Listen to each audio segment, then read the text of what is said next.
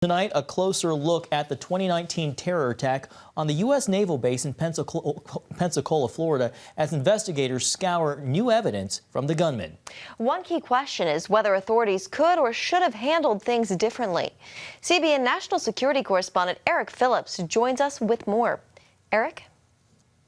Jenna and John, looking back at the December attack, we turned to defense specialist Michael O'Hanlon, senior fellow with the Brookings Institution.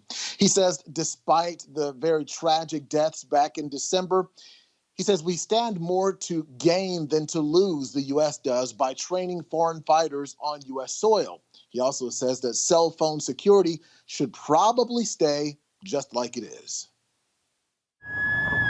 Chaos at Naval Station Pensacola. A terrorist opens fire, killing 3 people and injuring 8 others. The gunman, Mohammed al-Shamrani, a member of the Saudi Air Force being trained in Florida.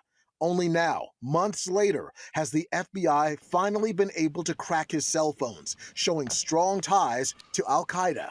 The new evidence shows that al-Shamrani had radicalized not after training here in the United States, but at least as far back as 2015, taking advantage of the information he acquired here to assess how many people he could try to kill. Initially, the Defense Department ordered a stop to all international military students training at U.S. installations. It has since resumed. The military trainees from abroad have, to my count, been responsible for 2 or 3 of these incidents on American soil in the last decade. That's still 2 or 3 too many. It has to be kept in perspective. There are some countries that we have security partnerships with that are important enough that we have to weigh, again, the value of having these people on our soil and being people we can work with in the future against the risks.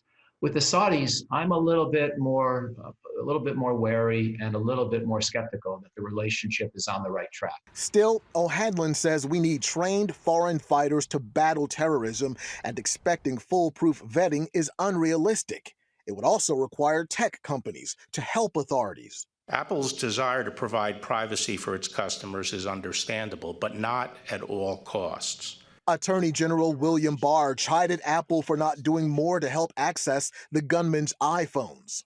Apple had deliberately designed them so that only the user, in this case the terrorist, could gain access to their contents. It took agents 5 labor-intensive months to do it, despite a court order. Barr wants these companies to create a backdoor that would allow law enforcement access in times like these. But technologically, we also have to worry about the third aspect of this, which again is that nefarious actors will figure out how to exploit backdoors. Let's remember, apparently we still have retaliated against the perpetrators of the propaganda. It just took longer than we would have liked. Now, Apple has responded to Attorney General William Barr's criticism, saying it did everything it could to assist in this investigation, but it did fall short of committing to create that so-called backdoor, calling it a national security risk that would do more harm than good.